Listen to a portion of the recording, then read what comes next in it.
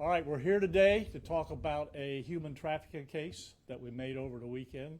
The Road Patrol, the detectives did a fantastic job. It's something that we're working on constantly. They're very difficult cases to get involved in, because usually the people that are involved in are illegal, like in this case. So they're not going to call you on the phone and say, hey, here I am.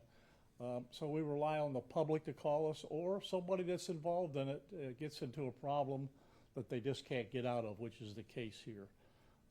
They're difficult investigations. We're fortunate that these guys got the expertise to do it, and I'm going to let the sergeant walk you through it. Good morning, everybody. Sergeant Lisboa with the Special Investigations Division. So we got this call on February 9th at about 7:45 in the morning. Road Patrol received a 911 call from a female advising that she's being held against her will. The caller advised that they were unaware of their location, and they're unable to go outside because there's multiple people inside the residence. The deputies arrived around the 1400 block of Lake Ave, and they noticed two males exhibiting suspicious behavior, and decided to confront and make contact with those individuals.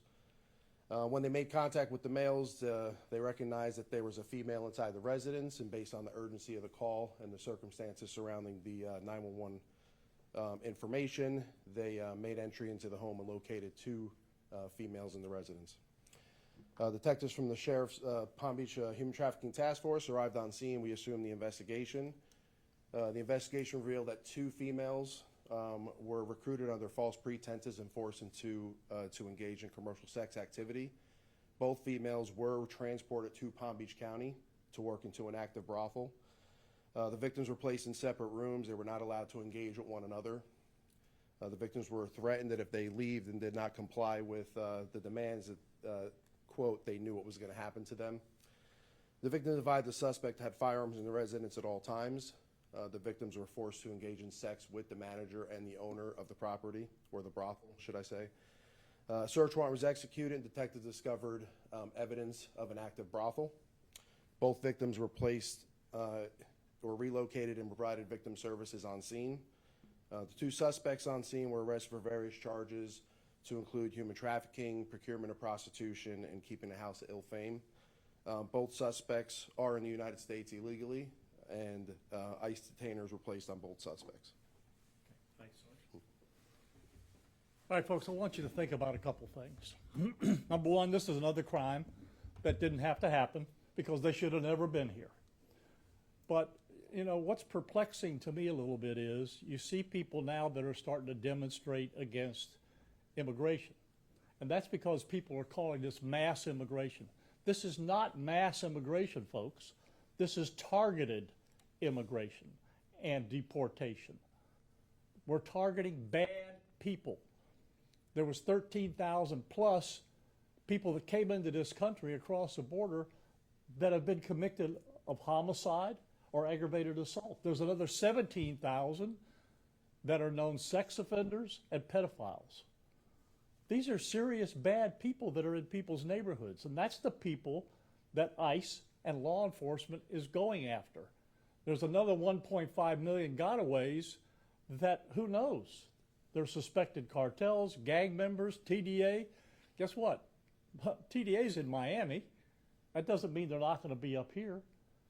So the goal is to get these people, the bad people, out of the neighborhoods. No one's going knocking on doors of neighborhoods and say, show us your papers.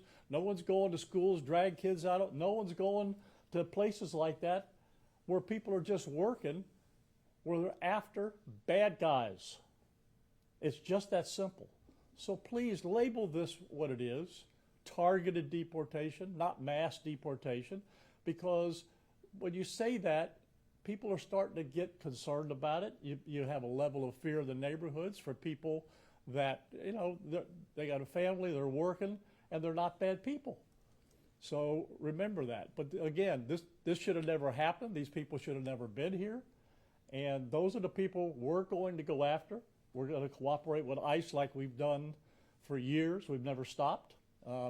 As he said, these people have detainers on them and no bond. They're not getting out like you see in other places.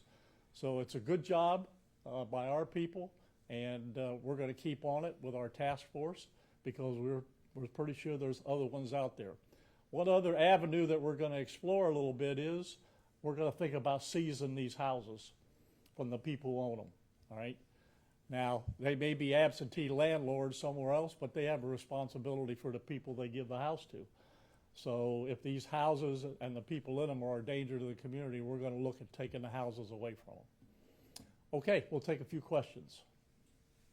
I was just going to ask, in the PC, the victims mentioned that the suspects had several other brothels. Did you guys find that, or was that?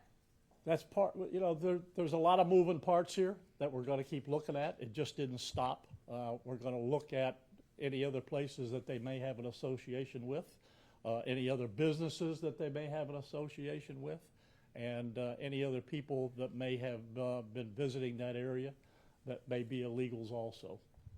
The suspects have the same last name, brothers or cousins? What are they? Brothers. They're brothers. Yeah. What were the conditions of the victims, and were they found in locked rooms? So the victims were, when we got on scene, the victims were just awaiting our arrival so we could have interviews with them. I believe Road Patrol had to kick one of the doors in, but that was in the rush of trying to clear the house. I don't think they were necessarily locked in there.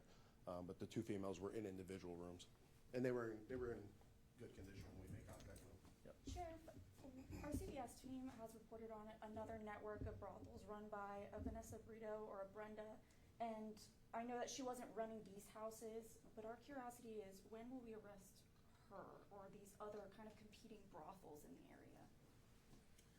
So that investigation is still ongoing. You have to understand the size of these organizations is large. So we can make a quick arrest and end it for the day, or we can make a big arrest and end it forever. So the investigations are ongoing into those brothels, into more of these brothels, and it just continues.